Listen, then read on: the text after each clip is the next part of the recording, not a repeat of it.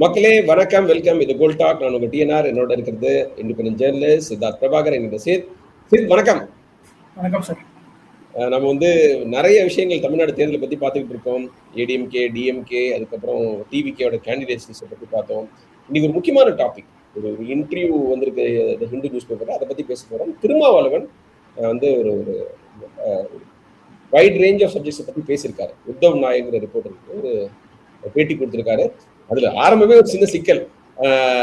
அதுல இருந்து நம்ம ஆரம்பிப்போம். வந்து பிஜேபி எலெக்ஷனுக்கு அப்புறம் திமுக கூட உடைக்க முயலும் அப்படின்னு ஒரு ஹெட்லைன் போட்டிருந்தாங்க. அவரும் எழுதியிருந்தாரு ஃபர்ஸ்ட் பேரால. பட் அப்புறம் டினே பண்ணிருக்காரு, அந்த மாதிரி அவர் சொல்லலன்னு சொல்லிட்டு. பட் எனிவே ஒவ்வொரு டாபிக்கா நம்ம டிஸ்கஸ் பண்ணுவோம். ஓவராலா நீங்க என்ன நினைக்கிறீங்க அந்த இன்டர்வியூ பத்தி? எது உங்களுக்கு கீ பாயிண்ட்ஸ்? சார், இதில் மோஸ்ட் இம்பார்ட்டண்ட் டாக்கிங் பாயிண்ட் இந்த இன்டர்வியூ மட்டும் இல்லை, விசிகா பற்றி மோஸ்ட் இம்பார்ட்டன்ட் டாக்கிங் பாயிண்ட் வந்து விசிகா தலைவர் டாக்டர் திருமாவளவன் மறுபடியும் ஸ்டேட் பாலிடிக்ஸில் கால் எடுத்து வச்சிருக்காரு. அவர் ஆல்ரெடி ஒரு சிட்டிங் லோக்சபா எம்பி.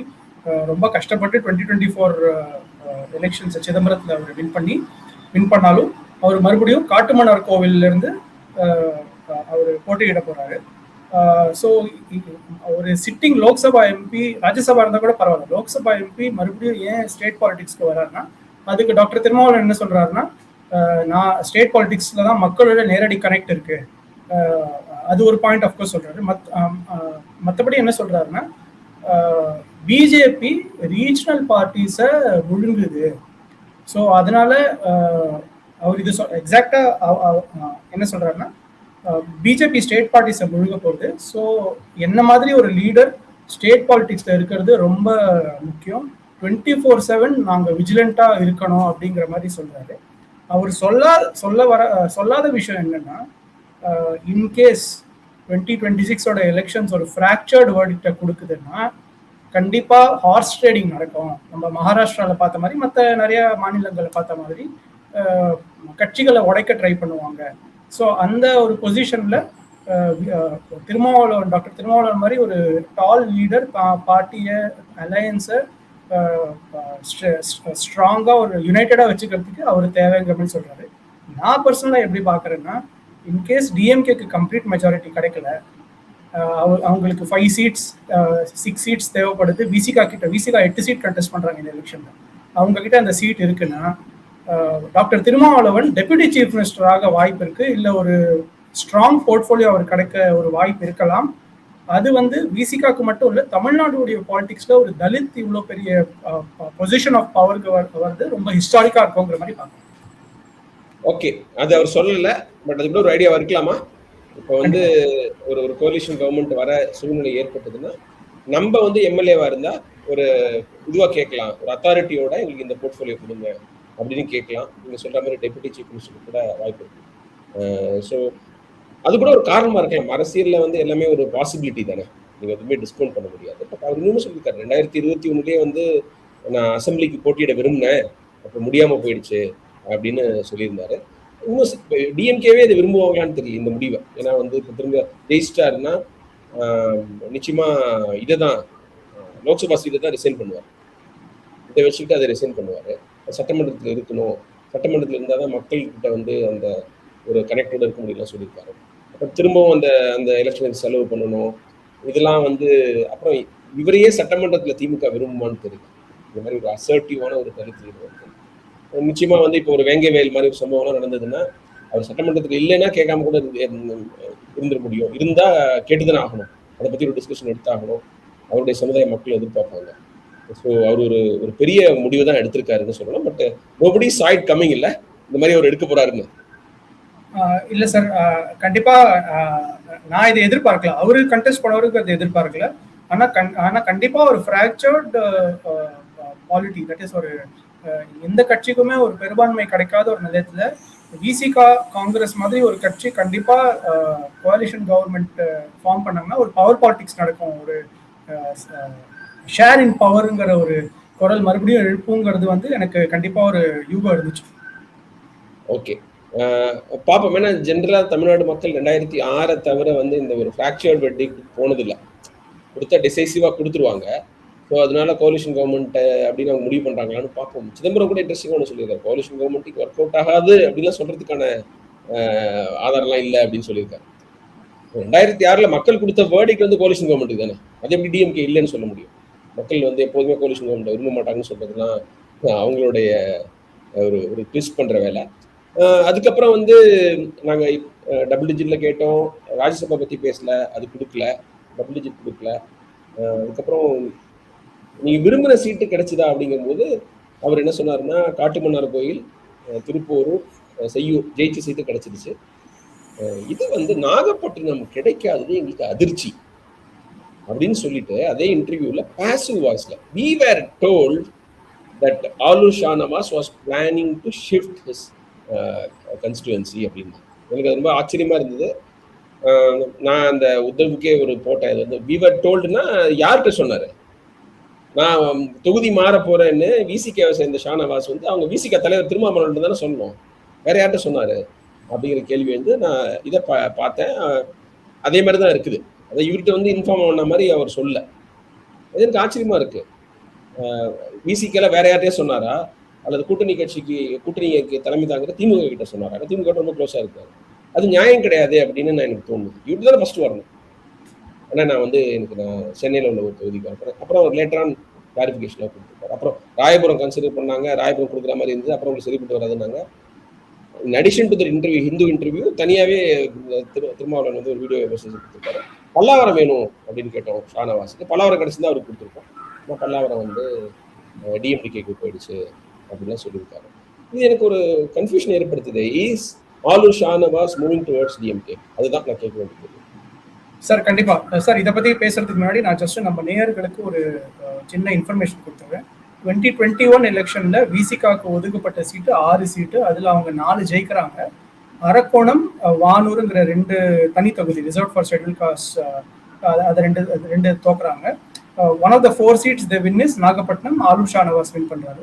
2026ல அவங்களுக்கு 8 சீட்ஸ் கொடுக்கப்படுது. அதுல அவங்க ரீடைன் பண்ற சீட்ஸ் திருப்பூர், செய்யூர், அரக்கோணம், காட்டுமன்னார் கோவில்.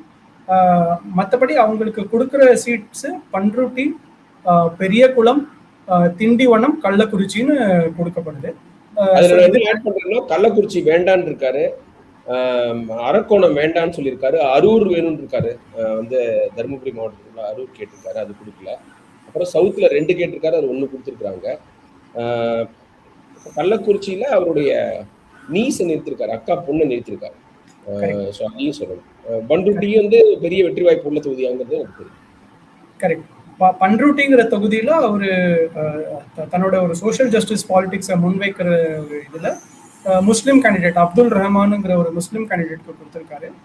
பெரிய கூடத்துல அவங்க கட்சியில ரொம்ப வருஷமா வேலை பார்த்துட்டு இருக்க ஒரு தொண்டர் ஆற்றல் அரசு சக்தி வேலுங்கிறவருக்கு கொடுத்துருக்காரு. பட் நீங்க சொன்ன மாதிரி அது ரொம்ப டஃப்பான ஒரு சீட்டா இருக்கும் போது எனக்கு அங்க அம்மா மக்கள் முன்னேற்ற கழகத்துடைய கதிர்காமு, இந்த கதிர்காமு யாருன்னா அவரு அந்த ஏஐடிஎம்கேல இருந்த ஒரு ஃபார்மர் எம்எல்ஏன்னு நினைக்கிறேன் நான்.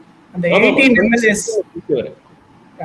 எம்எல்ஏஸ் டிடிவி தினகரனை சப்போர்ட் பண்றாங்க, அவங்கள அசம்பிளில இருந்து ரிசைன் பண்ண வைக்கிறாங்க. அந்த ஒரு 18 எம்எல்ஏஸ்ல இவர் ஒருத்தர்னு எனக்கு ஒரு மாதிரி இருக்கு. டாக்டர் கதிர்காமு அவருக்கு ஏதோ நல்லது பண்ணணும், என்ன நம்பி வெளில வந்துட்டாங்க, அவருக்கு நான் சீட்டு வாங்கி கொடுக்கணும். நிறைய பேர் ஏழுமலை, பூந்தமல்லி ஏழுமலை கூட அதில் ஒருத்தர். அதில் வந்து அவருக்கு பண்ண முடியுது, மற்ற எல்லாருக்கும் பண்ண முடியல, அவருக்கு பண்ண முடியுது. அவர் நல்ல ஸ்ட்ராங் கேண்டிடேட். நீங்கள் சொல்கிற ஷோலிங்கர், பண்ருட்டி அண்ட் பெரியகுளம் ரெண்டுமே நீங்கள் ஒன்றும் மறந்துட வேண்டாம். ஒன்று வந்து வன்னியர் பெல்ட்டு, இன்னொன்று வந்து முக்குளத்தூர் பெல்ட்டு. ஸோ அங்கே வந்து ஒரு ஒரு விசிகே மாதிரி வந்து தலித் பொலிட்டிக்கல் அசர்ஷனை முன்னெடுக்கிற பார்ட்டி வந்து எந்த வித சப்போர்ட் இருக்கும் அப்படிங்கிறத நம்ம பார்க்கணும். கண்டிப்பா. ஆனா பெரியகுளம் தொகுதி 2021ல திமுக தான் கண்டெஸ்ட் பண்ணாங்க, ரொம்ப ஈஸியா வின் பண்ணாங்க. இன்ஃபேக்ட் 20,000 வாக்கு வித்தியாசத்துல வின் பண்ணாங்க. நான் சொல்ற டிஃபரன்ஸ் திமுக நிக்கிறது வேற, விசிக நிக்கிறது வேற. அதாவது ரிசர்வ்டு கான்ஸ்டிட்யூன்சில தலித்ஸா நிக்க முடியுங்கிறது தெரியும். இதுல ஒரு ஃபண்டமெண்டல் டிஃபரன்ஸ் இருக்கு, அதான் நம்ம நேருக்கு சொல்ல நினைச்சேன். ஏன்னா அவங்க திமுக சேர்ந்த தலித் கேண்டிடேட் வேற மாதிரி பார்ப்பாங்க. ஏன்னா அவர் பார்ட்டியோட ஹைகமாண்டுக்கு அவங்க கட்டுப்படுவாங்க. விசிக்கு அப்படி கிடையாது. அவங்க காஸ்ட் இஷ்யூ வந்துன்னா அவங்க தனி ஸ்டாண்ட் எடுக்க வேண்டிய ஒரு கம்பல்ஷன் இருக்கிறாங்க. ஸோ அது அது வந்து ஓட்டு போடுற மக்கள் மனசுல இருக்குன்னு தோணுது. Let's face it. நம்ம வந்து ஒரு காஸ்ட்லி ஸ்டேட் தானே நம்ம. அது அசர்ஷன், ஒரு அசர்ட் பண்ற தலித் என்னைக்குமே தமிழ்நாடு விரும்பும். Sir back to Aloor Shanavas நீங்க கேட்ட கேள்வி. சார் நானும் சில டிஸ்கஷன்ஸ்லாம் ஃபாலோ பண்ணிட்டு இருக்கேன். ஆலூர் ஷானவாஸ்க்கு அகேன்ஸ்டா வந்த பிக்கெஸ்ட் கிரிட்டிசிசம் என்னன்னா, அவரு மோர் லாயல் தென் த கிங். டிஎம்கேவுடைய கூட்டணி கட்சியான விசிகாவோட எம்எல்ஏவா இருந்துட்டு அவர் ஆக்சுவலி டிபேட்ஸ்ல பேசுறது, மக்கள் மன்றத்துல பேசுறது எல்லாமே ரொம்ப டிஎம்கேக்கு சப்போர்ட்டா தான் பேசினாருங்கிற மாதிரி ஒரு குற்றச்சாட்டு வந்திருக்கு. ஆக்சுவலி நம்ம பார்த்தோம்னா லாஸ்ட் 3-4 இயர்ஸ்ல தலித் சமூகத்திலிருந்து வர ஆக்டிவிஸ்ட், ப்ராமினன்ட் ஸ்பீக்கர்ஸ் அவங்க கொடுக்குற மேஜர் கிரிட்டிசிசமே இதுதான். விசிகா டிஎம்கேவுடைய ஒரு அணி மாதிரி தான் பேசுது, தனிச்சையா அவங்க செயல்படுறது இல்லை, அவங்களுக்கான ஒரு இண்டிபெண்ட் வாய்ஸ், எஸ்பெஷலி அட்ராசிட்டிஸ், தலித்ஸ்க்கு அகேன்ஸ்டா நடக்கிற அட்ராசிட்டிஸ், இல்லை தலித்ஸ்க்கான ரெப்ரசன்டேஷன் பத்தியான கேள்வி, ஈவன் ஆம்ஸ்ட்ராங் கொலை நடத்த போகுது. ஸோ ஸோ இந்த ஒரு கிரிட்டிசிசமோட பேக்ட்ராப்ல தான் நம்ம ஆலூர் ஷானவாஸ்க்கு மறுபடியும் டிக்கெட் கிடைக்காததும், திருமாவளவன் தான் கட்சியை மறுபடியும் ஒரு அளவுக்கு ஸ்ட்ரென்தன் பண்றாரோ, அவர் கூட இவ்வளவு வருஷமா இருந்த காம்ரேட் ஒருத்தருக்கு தான் அவர் சீட் கொடுக்குறாரோங்கிற மாதிரி நம்ம பார்க்க வேண்டியிருக்கு. கண்டிப்பா இதுதான் சார் டிஸ்கஷன் ஓடிட்டு இருக்கு. ஆமா, அதுல வந்து அது மாத்தி மாத்தி சொல்றதுனால அப்படியே செயின் மாதிரி போயிட்டே இருக்குது. அதுக்கு ஒரு எண்டு மாதிரி தெரியல. அவரு எனக்கு அது எம்எல்ஏ சீட் இல்லைன்னா பரவாயில்ல, கட்சிக்காக உழைப்புன்னு சொல்றாரு. வந்து மற்றவங்களுக்கு கொடுக்கணும்னு சொல்லிட்டு ஆலூர் ஷானவாஸுக்கே நான் ஏன் பல்லாவரத்தை ட்ரை பண்ணணும், துறைமுகத்தை ட்ரை பண்ணணும், மற்றவங்களுக்கு சான்ஸ் கொடுக்கணும், மற்றவங்களாம் அவ்வளோ பேர் டிக்கெட்ஸ்க்கு வந்து அப்ளை பண்ணியிருந்தாங்க அப்படிலாம் சொல்றாரு. அதெல்லாம் கொஞ்சம் கான்ட்ரடிக்டரியா இருக்குது. ஃபர்ஸ்ட் ஆஃப் ஆல் இது இந்த ஃபண்டமெண்டல் கொஸ்டின், நான் தொகுதி மாறணுங்கிறத தலைவர்கிட்ட ஏன் சொல்லலை? அதுதானே. அதை வந்து இப்போ திமுக மாதிரி செய்ய முடியுமா? இவங்க வந்து நீங்கள் சின்ன கட்சியாக இருந்தாலும் அதுக்கு ஒரு ப்ரோட்டோகால் இருக்குல்ல. ஃபர்ஸ்ட் இவருக்கு தானே வரணும், இவரோட கன்கரன்ஸ் வாங்கணும்ல. அவர் தான் சொல்லியிருப்பாரு, நீங்கள் வந்து 4 வருஷம் 5 வருஷம் ஒர்க் பண்ண. நிறைய பேர் கேட்குறாங்க, 5 வருஷம் ஒர்க் பண்ணீங்கல்ல, டிவிலேயே வந்து நான் அது பண்ணியிருக்கேன் இது பண்ணியிருக்கேன் என்னமோ சொன்னார் அவர். நாகப்பட்டினம் என் ஊர்லனா கூட அவ்வளோ ஒர்க் பண்ணியிருக்கேன்னு ஆலூர் ஷானவாஸ் சொன்னார். அப்போ லாஜிக்கலாக என்ன கேள்வி வருது, இவ்வளோ ஒர்க் பண்ண தொகுதி விட்டு வெளில போறீங்க? மனிதநேய மக்கள் கட்சி சண்டை போடுங்க, நாங்கள் 5 வருஷம் ஒர்க் பண்ணிருக்கோம், இந்த தொகுதி வேணும். அந்த அந்த அட்வான்டேஜ் அவங்க லூஸ் பண்ணிடுறாங்கல்ல. நாங்கள் இது செஞ்சிருக்கிறோம் அப்படின்னு சொல்லி வாக்கு கேட்குற அந்த இதை விட்டுறாங்கல்ல, அட்வான்டேஜ் அவங்க இழந்துடுறாங்கல்ல. அதெல்லாம் புரியல எனக்கு. பட் எனிவே வந்து ஆலூர் ஷானவாஸ் ஒரு உண்மையிலே எனக்கு ரொம்ப பிடிச்ச ஒரு பேச்சாளர். லாஜிக்கலாகவும் தெளிவாகவும் ஆணி அடிச்ச காமாவும் பேசக்கூடியவர், பிரில்லியன்ட் ஆரேட்டர், நோ டவுட். அதுவும் வந்து ஒரு இஸ்லாமியருக்கு நாங்கள் ரெப்ரசன்டேஷன் கொடுக்கணுங்கிறது ஒரு பெரிய நல்ல விஷயம். அது இன்னும் அதை கூட அந்த சீட்டை கூட இன்னொரு இஸ்லாமியருக்கு கொடுத்துருக்காரு பாருங்க. அதெல்லாம் வந்து ரொம்ப ரொம்ப பாராட்ட வேண்டிய விஷயம். நம்ம இஸ்லாமியர்களுக்கு ரெப்ரசன்டேஷன் இல்லைன்னு பேசிட்டு இருக்கோம். திமுக கூட்டணியில் இப்போ 11 பேர் மினிமம் வந்து நிற்கிற மாதிரி ஒரு சூழ்நிலை வந்திருக்குது. இதில் காங்கிரஸ்ல ஒன்று தெரியுது, இன்னும் கூட கொடுக்கலாம், இன்னும் 2-3 கூட கொடுத்தாங்கன்னா அதுக்கு கிட்டத்தட்ட 15 கூட போகலாம். இது வந்து அப்புறம் ஒரு திருமாவளவன் பேட்டிலேயே வந்து காஸ்ட் அட்ராசிட்டிஸ் பற்றி நீங்கள் பெருசாக வினையாற்றலன்னு கேட்டதுக்கு அவர் சொல்லியிருக்காரு. அது ஜென்ரலாக சொல்கிறது தான். நிறைய திமுக கூட சொல்லுவாங்க, அது பல வருஷமா இருக்கிறது, பல 1000 வருஷமா இருக்கிறது, அதை வந்து 5 வருஷத்துல மாற்ற முடியாது அப்படின்னு அதே இதை சொல்லியிருக்காரு. அஃபீஷியல்ஸோட கேஸ்ட் மைண்ட் செட் போகணும்னு சொல்லியிருக்காரு. பட் வந்து அதுக்கான எஃபர்ட் எடுக்கணுமா இல்லையா? விசிபிள் எஃபர்ட்ஸ் எடுக்கணுமா? இதே எத்தனை நாள் சொல்லிக்கிட்டு இருக்கிறது, ராணுவ கொலையா இருக்கட்டும், அல்லது வந்து வேங்கை வேலா இருக்கட்டும், ஸ்கூல்ல நடக்கிற சண்டையா இருக்கட்டும், எல்லாத்துலேயுமே வந்து கவர்மெண்ட் வந்து களத்துல இறங்கி அதை சால்வ் பண்ணணும், மக்கள்கிட்ட ஒத்துமை கொண்டு வரணும்னு என்ன செஞ்சிருக்குங்கிற கேள்வி இருக்குது. அதுக்கு அதை வந்து ஒரு திமுகவுக்கு வந்து இன்னொரு ஒரு எக்ஸ்கியூஸ் கொடுக்குற மாதிரி தான் பேசுறாரு தவிர அதை உடைச்சு பேசுன மாதிரி தெரியல. அந்த கேள்விக்கு ஒரு பதில் சொல்லுங்க சார். கண்டிப்பா அவர் உடைச்சு பேசாதது கண்டிப்பா நம்ம பார்த்துருக்கோம். டாக்டர் திருமாவளவன் ரொம்ப கேர்ஃபுல்லா ஒரு நான் கான்ஃபரன்டேஷனல், ஒரு ரொம்ப டிப்ளமேட்டிக்கான லீடர். டெஃபினெட்லி அவர் குரல் நிறைய விஷயத்துக்கு கொடுத்துருக்காரு. அவர் சொன்ன மாதிரி நாங்கள் நிறைய ப்ரொடெஸ்ட் பண்ணியிருக்கோம், அது உண்மைதான். விசிகே நிறைய ப்ரொடெஸ்ட் பண்ணியிருக்காங்க. ஆனால் டைரக்டா கவர்மெண்ட்டை அட்டாக் பண்ணி ப்ரொடெஸ்ட் பண்ணியிருக்காங்கன்னா அது ஒரு பெரிய கேள்விக்குறி சார். ஆனால் இந்த விஷயத்தில் அவர் ஆன்சர் பண்ணுற போது the biggest elephant in the room is the entry of Tamilaga Vettri கழகம். விஜயோட கட்சி கண்டிப்பா விசிகேவுடைய தலித் ஓட் பேங்க்ல பெரிய டென்ட் கிரியேட் பண்ண போகுதுங்கிறது ஒரு ரொம்ப இம்பார்ட்டண்டான கேள்வி. இவங்க எழுப்ப வேண்டிய கேள்விகளை கவர்மெண்ட்க்கு அகேன்ஸ்டா, அட்ராசிட்டிஸ்க்கு அகேன்ஸ்டா எழுப்ப வேண்டிய கேள்விகளை தாவேக்கா எழுப்பிட்டு இருக்காங்க. இந்த தாவேக்கா தலித்ஸுக்கான ஒரு மேஜர் ரெப்ரசன்டேட்டிவா எமர்ஜ் ஆயிடுவாங்க. இவங்க இடத்த அவங்க எடுத்துப்பாங்களோங்கிற ஒரு பயம் கண்டிப்பா இருக்குங்கிற மாதிரி நம்ம பார்க்கலாம். கண்டிப்பா இன்டெலிஜென்ஸ், போலீஸ் இன்டெலிஜென்ஸ் இந்த கவர்மெண்ட் சர்க்கிள்ஸ்லயும் அதை தான் வந்து பேசிக்கிட்டு இருக்காங்க. நார்தன் தமிழ்நாடுல தாவேக்கா ஒரு பெரிய டென்ட்டை கிரியேட் பண்ண போகுது. விசிகாவும் சரி பாமகவும் சரி 2 கட்சிக்கும் வந்து டென்ட்டை கிரியேட் பண்ண போகுது. ஸோ அதுதான் அந்த ஒரு பர்ஸ்பெக்டிவ்னு நான் இதை பார்க்குறேன் சார். உங்க கருத்தும் அதில் தெரிஞ்சுக்கணும்.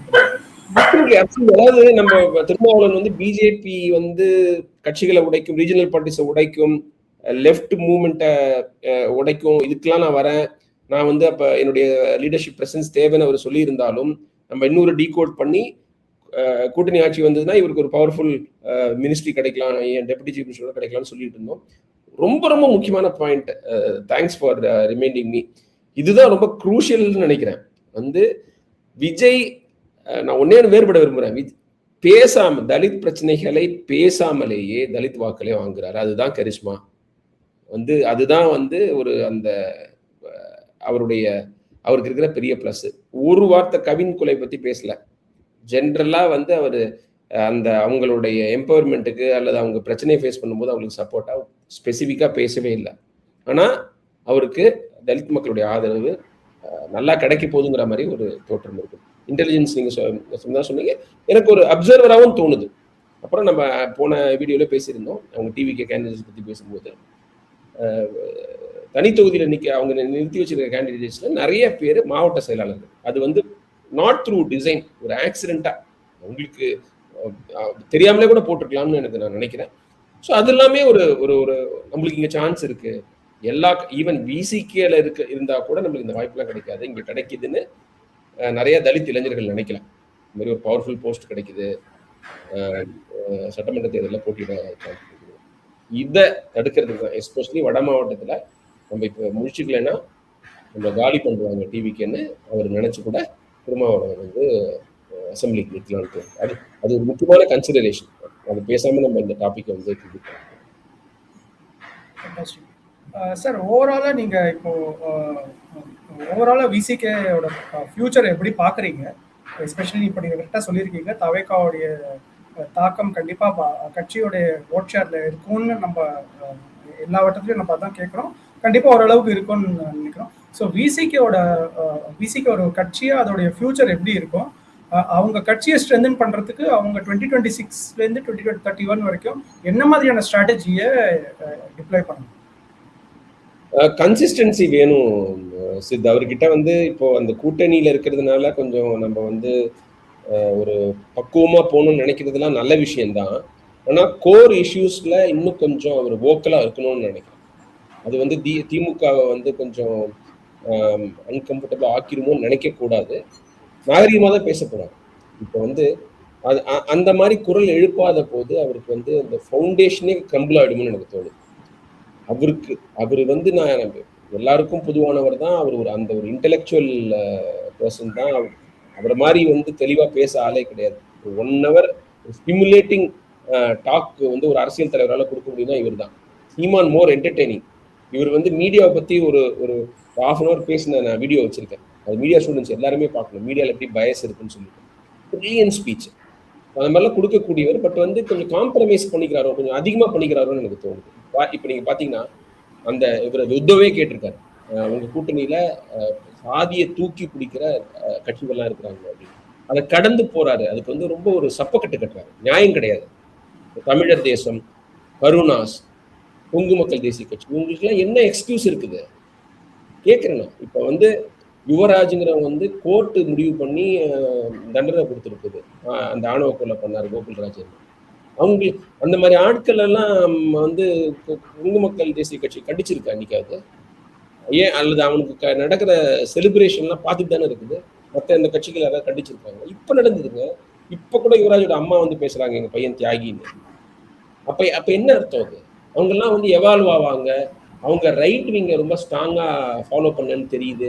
அவர் அந்த செல்வகுமார்னு அந்த தமிழர் தேசம் கட்சி, அவர் வந்து RSS பத்தி புகழ்ந்து பேசியிருக்காரு. போன எலெக்ஷன் வரைக்கும், போன மீட்டிங் வரைக்கும் அந்த மோடி பக்கம் இருந்தாரு. அவரெல்லாம் நீங்க எப்படி ஏத்துப்பீங்க? இதெல்லாம் செஞ்சுட்டு பிஎம்கே மட்டும் சாதி கொஸ்டின் எப்படி கரெக்ட்? இது என்ன நியாயம்னு கேட்குறேன். பிஎம்கே வந்து அவ்வளோ பெரிய எண்ணிக்கையில அவங்க ஒரு சாதி இருக்கிறாங்க. 1 கோடி இருக்காங்கன்னு வச்சுக்கோங்க. மற்ற சாதி 1 கோடி இருந்தா தமிழ்நாட்டில் அவங்க சும்மா இருப்பாங்களா? அதெல்லாம் நியாயமா அது? இப்போ வந்து ராமதாஸ் வந்து வந்தா கூட நான் வெளில வந்துருவேன்றாரு. அது என்ன பிரின்சிபல் ஸ்டாண்ட்? இதெல்லாம் வந்து மக்கள் பாக்குறாங்க. அப்புறம் அவரு தலித் மக்களுக்கு குரல் எடுப்பது அவரோட முதல் கடமை அப்படிங்கிற போது அதுல கொஞ்சம் தவறுனாலும் அவங்களோட அரசியல் அஃபெக்ட் பண்ணணும்னு நினைக்கிறேன். 6 சீட்டு ஜெயிச்சா கூட அது வந்து லாங் டைம்ல அவரை அஃபெக்ட் பண்ணும். பட் இந்த 6ல் 8 இருக்காங்க இப்போ. பட் இப்போ வந்து இந்த எலெக்ஷன் ரொம்ப குரூஷியல் நினைக்கிறேன். வந்து ஏடிஎம்கேக்கு எப்படி இந்த 2026 எலெக்ஷன் உருவாட்டையோ அதே மாதிரி விசிகாக்கும் அது ரொம்ப முக்கியமான எலெக்ஷன் தோணுது. நீங்க பாயிண்ட் அவுட் பண்ண மாதிரி விஜயோட என்ட்ரி அவர் வந்து ஆன் மாசா எடுக்கிறார் நிறைய ஓட்டுங்கிற மாதிரி ஒரு இம்ப்ரெஷன் தோணுது. அதனால இது வந்து it's going to be a challenging election for Thirumavalavan. அப்புறம் நீங்க 2026க்கு அப்புறம் கேட்டீங்க. அதுல வந்து என்ன பண்ணணும்னா அடுத்த கட்ட தலைவர்கள் யார் இருக்கா இங்க ஐடென்டிஃபை பண்ண. Is above 60. அவருக்கு உடல்நிலை சரியில்லைன்றாரு, தூக்கம் இல்லைன்றாரு, ரெஸ்ட் இல்லைன்றாரு. கலெக்டிவ் டிசிஷனை கொண்டு வரணும். இப்போ நான் இந்த கேண்டிடேட் செலெக்ஷன்ல பிரச்சனை, இனிமே இதோட நான் கடைசி என்னோட இது நான் செலக்ட் பண்றதுன்றது என்ன பிரச்சனை இருக்கிற மாதிரி நீங்க ஒரு 5 பேர் 10 பேர் உள்ள கமிட்டிக்கு போடுங்க. ஸோ தட் அந்த உங்க பொறுப்பெல்லாம் இவர் தலையில விழாது இல்ல. எல்லாரும் கலந்து ஆலோசிச்சு இவங்க தான் கேண்டிடேட்னு சொல்லலாம்ல. அந்த கலெக்டிவ் லீடர்ஷிப்பை கொண்டு வரது எது தடுக்குது? Yes is more important than anyone else இந்த பார்ட்டி.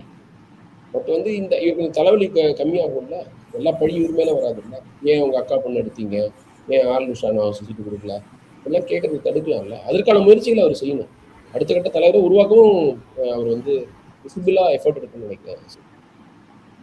சார் நான் ஒரே ஒரு ஃபைனல் பாயிண்ட் மட்டும் வச்சிருக்கேன் சார். நீங்க உங்க பாயிண்ட்ஸை நான் கண்டிப்பா அக்செப்ட் பண்றேன்.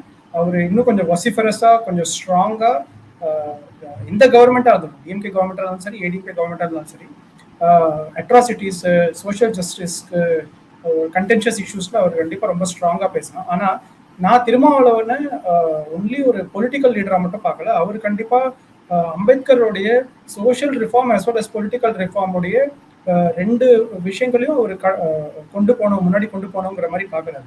அதனால இது 2த்தையும் ஒன்றா ஒரு கையாளுறதுனால கண்டிப்பாக அவர் நிறைய இடத்துல காம்ப்ரமைசஸ் பண்ண வேண்டி இருக்குங்கிற மாதிரி நான் பார்க்குறேன். கண்டிப்பாக அவர் ஒரு எக்ஸ்ட்ரீம்லி டால் லீடர், மக்களோட கூட சேர்ந்து ஒர்க் பண்ணியிருக்காரு. ஸோ கண்டிப்பாக மக்களுடைய ஆதங்கத்தை அவர் தான் நம்மளை விட பெட்டராக புரிஞ்சுப்பாரு. ஆனாலும் அவர் சில முடிவுகள் எடுக்கிறாருன்னா கண்டிப்பாக ஒரு long term vision, long term thought. For example, just ஒரு ஆர்குமெண்ட் சேர்க்க இவர் இவ்வளோ காம்ப்ரமைசஸ் இப்போ லாஸ்ட் 5 இயர்ஸ்ல சில காம்ப்ரமைசஸ் பண்ணியிருக்கிறதா நிறைய குற்றச்சாட்டு இருக்கு. அந்த காம்ப்ரமைசஸ் பண்ணியும் அவர் 2026ல கவர்மெண்ட்டை ஸ்டேபிளாக வச்சிருக்கிற ஒரு நிலைமையில அவர் வந்துட்டாருன்னு வச்சுக்கோங்களேன். அவருக்கு ஒரு பிக் போர்ட்ஃபோலியோ, ஒரு டெபுட்டி சிஎம் வருதுன்னா என்னை பொறுத்தவரை அந்த காம்ப்ரமைசஸ் ஓரளவுக்கு வருதுங்கிற மாதிரி நான் பார்க்குறேன். ஏன்னாக்க அது கான்வர்சேஷன் இன்னும் முன்னாடி கொண்டு போகும். தலித் ரெப்ரஸன்டேஷன் இந்த கேபினெட், இல்லை ஒரு டிஸ்கஷன் டுவர்ட்ஸ் மேக்கிங் தமிழ்நாடு வந்து நிறைய காஸ்ட் இஷ்யூஸ் இருக்கு. அந்த காஸ்ட் இஷ்யூஸை ரிசால்வ் பண்ணுற விஷயத்துல ஒரு ரொம்ப ப்ரொக்ரெசிவ் ஸ்டெப்பாக இது இருக்குங்கிற மாதிரி பார்க்குறேன் கண்டிப்பாக. But I agree with your points that அவர் கண்டிப்பாக இன்னும் VCK as a party, Thirumavalavan மட்டும் இல்லை, மற்ற எம்எல்ஏஸும் ரொம்ப ஸ்ட்ராங்காக தலித் இஷ்யூஸை, அட்ராசிட்டி, சோஷியல் ஜஸ்டிஸ் இஷ்யூஸை அசம்பிளியில் பேசணுங்கிறது தான். ஏன்னா இப்போ வந்து ராமதாஸ் ஒரு கட்டமைச்சாருல இந்த மாதிரி ஒரு ஆன்டி தலித் மூவ்மெண்ட் மாதிரி, அதில் கலந்துக்கிட்டவங்கலாம் இப்போ அந்த இவங்க கூட்டணியில் இருக்காங்க. நான் கேட்குறேன், அப்போ அவரோட போகும்போது அவங்கெல்லாம் வந்து அப்படின்னு சொன்னார். இப்போ இவங்களோட வந்ததுனால புரிதல்கள் ஆயிடுவாங்களா? என்னோட பாயிண்ட் என்னன்னா, இந்த கம்யூனிட்டி அந்த கம்யூனிட்டி எல்லாரும் ஒத்துமையா இருக்கணும். யாரும் வந்து சாதி கொடுமை பிரிவுனால நம்ம சஃபர் ஆகக்கூடாது, நம்ம தமிழ்நாட்டு மட்டும் சஃபர் ஆகக்கூடாதுன்னு அந்த ப்ராடர் பாயிண்ட் அவர் எடுக்கணும். பிஎம்கே மட்டும் தான் பிரச்சனை, மற்றவங்க யாருமே பிரச்சனை இல்லைன்னா இவர் ஒரு ஹிப்போக்ரிட்னா எல்லாரும் சொல்லக்கூடும். அது எப்படி நியாயம்னு கேட்கக்கூடும். அப்புறம் நீங்க வந்து இந்த ஷேரிங் பவர்லாம் சொன்னீங்க. ஷேரிங் பவர்ல வந்து அவருக்கு என்ன பங்குன்னு கேட்பேன். வாய்ப்பு இருக்கும்போது கூட நான் அதை பேச மாட்டேன். இது காலம் கனியில அது இல்லை இது இல்லைன்னு தான் சொல்லியிருக்காரு. அப்ப கூட்டணி வந்தா மட்டும் அவர் போனாலும் அதுவும் கேள்விகள் எழுடும். ஏன்னா சிம்பிளா பாத்தீங்கன்னா இவர் விசிக்க ஆரம்பிச்சதுக்கு காரணம் வந்து political empowerment of Dalits is not possible in DMK. அவர் டிஎம்கே மேன், டிஎம்கேல இருந்திருக்காரு. டிஎம்கேல தலித்ஸ்க்கு பொலிட்டிக்கல் எம்பவர்மெண்ட் இருக்குன்னா திருமாவளவன் விசிக்க ஆரம்பிக்க வேண்டிய அவசியமே கிடையாது. அதுதான் நிதர்சனம். அப்படி இருக்கும்போது நீங்க அங்கேயும் வந்துட்டு இப்ப இது கிடைக்கல, வரல, டைம் இல்லைன்னா எவ்வளவு நாள் தான்? அம்பேத்கரால முடியல, அவ்வளோ தோல்வி அடைஞ்சும் அவர் ட்ரை பண்ணதுக்கு முக்கியமான காரணம் அதுதான் சேஞ்சை கொண்டு வரும்ட்டு. இது பேசலாம், அதெல்லாம் பண்ணலாம். எனக்கு பொலிட்டிக்கலா எனக்கு பவர் இருந்தாலும் இந்த மாதிரி சட்டங்கள் மூலமான கூட கொண்டு வர முடியும். எல்லாரும் மதிப்பாங்க. எங்களோட சப்போர்ட் கவர்மெண்ட் ரன் பண்றதுக்கு வேணும்னா அந்த மாற்றம் வரும்னு நினைச்சாங்க. பட் வந்து இவர் தனி கட்சி ஆரம்பிச்சு அதை அக்செப்ட் பண்ண முடியாத ஒரு நிலைமை இருக்குது. ஆனா அவரை கேட்டா அது ரியாலிட்டின்னு சொல்லுவார் அது. பட் நம்மளுக்கு வந்து இன்னும் கொஞ்சம் புஷ் பண்ணலாமே, அது வந்து அதை வந்து இன்னும் அதை ஒரு கொஞ்சம் தெளிவாக ஆர்டிகுலேட் பண்ணலாமே அப்படின்னு தோணுது.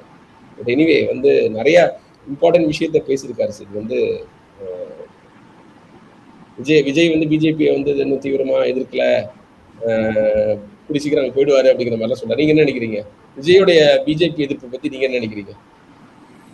சார் அது அவரு பொலிட்டிக்கலி ரொம்ப பிராக்மேட்டிக்கா இருக்காரு விஜய்ங்கிற மாதிரி பாக்குறேன். ஃபார் எக்ஸாம்பிள் ஒரு சேஞ்சு பொலிட்டிக்கல் சேஞ்சை கொண்டு வரணுங்கிற ஒரு பார்ட்டி யங்ஸ்டர்ஸ் மத்தியில இவ்வளவு பாப்புலரா இருக்க பார்ட்டி அவரு 2 நாள் முன்னாடி எந்த கட்சியும் உங்களுக்கு காசு கொடுத்தா நீங்க வாங்கிக்கங்க, ஆனா எனக்கு ஓட்டு கொடுங்கிற மாதிரி பேசியிருக்காரு. அதை நம்ம அறப்போர் இயக்கம் ஜெயராம் வெங்கடேசன் ரொம்ப வன்மையா கண்டிச்சிருக்காரு. சூப்பரான வீடியோ போட்டிருக்காரு. அது எப்படி அக்செப்டபிளா இருக்க முடியும்? அவர் ஒரு பொலிட்டிஷியன் மட்டும் இல்லை, அவர் ஒரு எக்ஸ்ட்ரீம் பிக் இன்ஃப்ளூயன்சர் ஆக்டர், அவ்வளோ பவர்ஃபுல் ரீச். ஸோ அவர் ஒரு நம்ம ஒரு நிறைய சோஷியல் ஆக்டிவிஸ்ட் ஓட்டுக்காக காசு வாங்கக்கூடாதுங்கிற பிரச்சாரப்படுற ஒரு டைம்ல அவர் நீங்க வாங்கிக்கோங்கிற மாதிரி சொன்னா அது ஒரு ரொம்ப முட்டாள்தனமான ஒரு விஷயமா பாக்குறேன். ஸோ ரொம்ப ப்ராக்டிக்கலா அவர் அதே மாதிரி தான் ப்ராக்டிக்கலா பிஜேபியை நம்ம இப்போ அப்போஸ் பண்ண வேண்டிய அவசியம் இல்லை. அங்கங்க ஐடியாலஜிக்கலி நாங்கள் அவங்களை அப்போஸ் பண்றோம் பட்சம் ஒரு லைட்டா ஒரு தூவிட்டு மற்றபடி திமுக எதிர்ப்புன்னு கொண்டு போறாங்க. ஸோ ரொம்ப ப்ராக்டிக்கல். கொஞ்சம் வந்து நம்ம அட்டென்ஷனை வேற பார்ட்டிக்கு வேற ஃப்ரண்ட்லாம் ஓப்பன் பண்ண வேணாம்னு நினைக்கிறாரு. வந்து எங்க ஜனநாயகன் வராததுக்கு நீங்க பிஜேபி கிரிட்டிசைஸ் பண்ணலாம், எப்படிங்க கரெக்ட் அது? அதை நீங்க யாரை நீங்க பிளேம் பண்ணுவீங்க? ஒரு ரொட்டீன் விஷயம், ரத்த கலரியான படங்கள்லாம் வந்துகிட்டு இருக்கு, ஓடிக்கிட்டு இருக்கு, துரந்தர் அது இதுன்னு. இந்த படம் வராதுக்கு காரணம் என்ன? அந்த கேள்வி கூட அவரால் கேட்க முடியல. பட் அவரோட ஸ்ட்ராட்டஜின்னு நினைக்கிறேன், இப்போ பிஜேபின்னு சொல்ல வேணாம் அப்படின்னு. நீங்க இந்த ஓட்டுக்கு பணம் பத்தி கரெக்டா சொன்னீங்கன்னா கேவலமா இருக்கு. உண்மையில சொன்னா கேவலம். ஒரு மாற்றம்னு சொல்றவர் வந்து அது வாங்கக்கூடாது.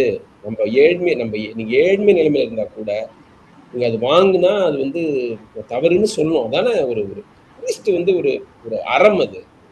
இப்படி வந்து ஒருத்தர் பேசுறாரு பொறுப்பே இல்லாம. நான் வந்து அது கேவலமா இருக்குன்னு போட்டோம்னா அவருடைய ரசிகர்கள் என்ன திட்டிட்டு இருக்காங்க. கொடுக்குறவன் தெரியாதா? நம்ம என்னமோ கொடுக்குறவனை சரின்னு சொன்னாங்க. கொடுக்குறவன் வந்து ஜஸ்டிஃபை பண்ண மாதிரி வந்து எல்லாம் சத்தம் போட்டுட்டு இருக்காங்க. அது எரிச்சலாகவும் கோபமாகவும் வருது. வந்து இளைஞர்களா முதல் டைம் ஓட்டர்ஸ் அவங்களுக்கு இந்த மெசேஜை கொடுப்பீங்க நீங்க? அறமுறைகளை கதறிட்டு இருக்காங்க. இவ்வளவு எளிய மக்கள், இவ்வளவு ஏழை மக்கள் வீட்டுல அந்த ஸ்டிக்கரை வாங்கி ஓட்டுறாங்க.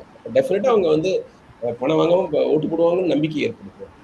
ஒரு பெரிய மூவ்மெண்ட் நடக்கும்போது அதை சிதைக்கிற மாதிரி வாங்கிக்கணும்னு சொல்றது ரொம்ப தப்பு. யூபிஐ கூட கம்ப்ளைண்ட் பண்ணிட்டாங்கன்னு நினைக்கிறேன். எலெக்ஷன் கமிஷன் இது வந்து தவிர எம்சிசி வயலேஷன் சொல்லியிருக்காங்கன்னு நினைக்கிறேன். பாப்போம் சார். வந்து ரொம்ப நல்ல ஒரு என்ன சொல்றது, ஒரு இம்பார்ட்டன்ட் டாபிக் பத்தி நம்ம நிறைய விஷயம் பேசிக்கிறோம் ஒரு 1/2 மணி நேரத்துல. Thanks for your time. நம்ம வந்து தொடர்ந்து பேசிக்கிட்டு இருக்கோம். நம்ம வந்து பேப்பர்ஸ் ரெகுலரா படிக்கிற ஆளுங்கிறதுனால நம்மளுக்கு நிறைய டாபிக் கிடைக்கும். அது ஐ திங்க் நம்ம 2 பேரும் இணைக்கிற ஒரு விஷயம் தோணுது. பேப்பர் படிக்காம ஒரு காலை கழியிறது. Thank you Sid. See you in the next week. மக்களே, கோல்ட் டாக்கை சப்ஸ்கிரைப் பண்ணுங்க, ஃப்ரெண்ட்ஸ் கிட்ட சொல்லுங்க, வீடியோஸை பாருங்க, உங்க கருத்தையும் சொல்லுங்க, கமெண்ட்ஸையும் நாங்கள் படிக்கிறோம். அபியூஸ் பண்ணாம மாறுபட்ட கருத்து இருந்தால் சொல்லுங்க. சித்தார்த் நானும் அதை ரைட் ஸ்பிரிட்ல எடுத்துப்போம். ஜேர்னலிஸ்ட்னா சொல்றதை கேட்க மாட்டோம்னு நினைக்காதீங்க. We want to improve. We want to correct ourselves if we are doing something wrong. Okay? Right? நன்றி.